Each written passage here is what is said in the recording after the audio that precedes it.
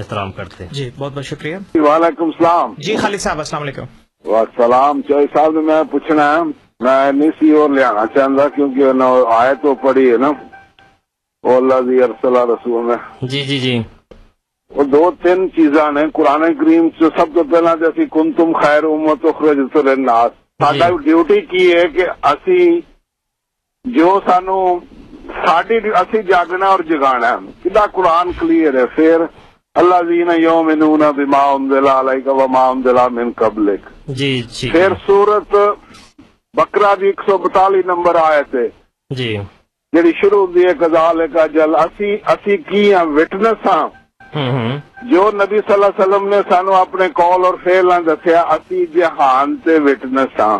جی ٹھیک ہے جی. پھر یہ ہوئی آیت جیڑی ہے ریورس ہوندی ہے سورت حج 77 نمبر. جی یہ مطلب ہے کوئی نبی نہیں اسی امت. پھر جڑیاں دوویں آخری آیتاں اللہ دے رسول صلی اللہ علیہ وسلم نو معراج دا تحفہ ملیاں وہ شروع اتھوں دیتا ان رسول بما انزل علیہ من ربی والمومنون. اتھے مومناں نو کڈی زبردست امپارٹنس دیتی گئی ہے جی جی کہ مومن کون نے. تسی بھی کہو گے میں نہیں مومن. ہر وہ بندہ جڑا لا الہ پڑھدا ہے اور اسے استقامت رکھدا ہے اسے کہدا کسی نو پوچھ لو بھی کہے گا میں مومن نہیں. خالد صاحب کچھ مختصر اگر آپ اپنا سوال بس مختصر ہوئی ہے کہ اس دن مطلب کوئی نبی نہیں کیونکہ اسی گواہ ہاں جی جو نبی صلی اللہ علیہ وسلم نے دسیا ہے اس مطلب کوئی نبی نہیں آنا. بہت بہت شکریہ خالد صاحب. جی ہادی صاحب. چودھری صاحب نے اپنا آخری فیصلہ سناتا ہے جی کہ اسی وٹنس یا نبی کوئی نہیں آنا. جی چودھری صاحب بات یہ ہے کہ اس طرح اپنا مقام نہیں بنانا چاہیے جو رسول اللہ صلی اللہ علیہ وسلم کے فرمودات کے خلاف ہو. یہ ساری باتیں قرآن کریم میں موجود ہیں. قرآن کریم خود بھی موجود ہے. جی یعنی یہ 3-4 آیتیں نہیں، سارا قرآن کریم موجود ہے جس پر ایک حرف آخر یہ بھی ہے کہ الیوم اکملت لکم دینکم واتممت علیکم نعمتی ورضیت لکم الاسلام دینا. یہ ساری باتیں موجود ہیں. اس کے باوجود رسول کریم صلی اللہ علیہ وسلم نے یہ بات کی ہے کہ نہیں کی کہ میری امت گمراہ ہوگی. لَتَتَّبِعُنَّ سُنَنَ مَنْ كَانَ قَبْلَكُمْ شِبْرًا بِشِبْرٍ ذِرَاعًا بِذِرَاعٍ کہ میری امت جس طرح پہلے یہود لوگ گمراہ ہوئے انہوں نے حضرت عیسیٰ کو نہیں مانا، اس طرح میری امت بھی گمراہ ہو جائے گی. جی جی تو یہ باتیں رسول اللہ صلی اللہ علیہ وسلم نے گمراہی کی کہ نہیں.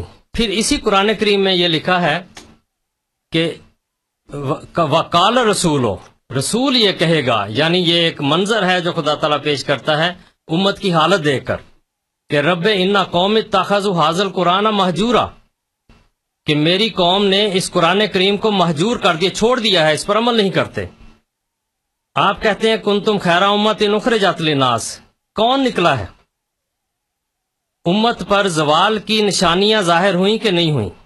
حضرت مسیح موعود علیہ الصلوۃ والسلام جس زمانے میں آئے اس زمانے میں جو تحریریں ہیں، شعر ہیں، تقریریں ہیں، ان سب میں ایک دہائی نظر آتی ہے. علامہ اقبال نے یہ کہا کہ نہیں وضع میں تم ہو نصارہ تو تمدن میں یہود. یہ مسلمان ہیں جنہیں دیکھ کے شرمائے یہود. جی اور اسی طرح بے شمار ہیں. ہم وہ خرابیاں آپ کے سامنے نہیں پیش کرنا چاہتے. حضرت شاہ ولی اللہ محدث دہلوی نے بھی کہ یہی بات کی. ان کو 12ویں صدی کا مجدد کہا جاتا ہے کہ اگر تم نے یہود کے نمونے دیکھنا ہے تو آج کے علماء کو دیکھو. آپ کہتے ہیں خیر امتن. رسول اللہ صلی اللہ علیہ وسلم نے ساری نشانیاں بتائی ہیں. یہ علماء کیوں فیل ہوئے؟ کیوں اسلام کا دفاع نہیں کر سکے؟ اس لیے کہ یہ ان کا کام نہیں تھا، وہ کر نہیں سکتے تھے، ان کے اندر طاقت نہیں تھی. رسول اللہ صلی اللہ علیہ وسلم نے جو بات کہی اس کے بغیر کچھ نہیں ہونا تھا. آپ نے یہ کہا کہ امت میں ایک شخص آئے گا جو مسیح کا نام لے کر آئے گا، جو مہدی ہوگا اور وہ یہ کام کرے گا. یکسر الصلیب، وہ صلیب کے ٹکڑے ٹکڑے کر دے گا. یہ کام کس نے کیا؟ کتنے علماء تھے، عرب عجم میں بھرے ہوئے تھے. انہوں نے کفر کے فتوے تو بہت چھاپے. عیسائیت کا دفاع کس نے کیا؟ اسلام کو دنیا میں غالب کس نے کر کے دکھایا؟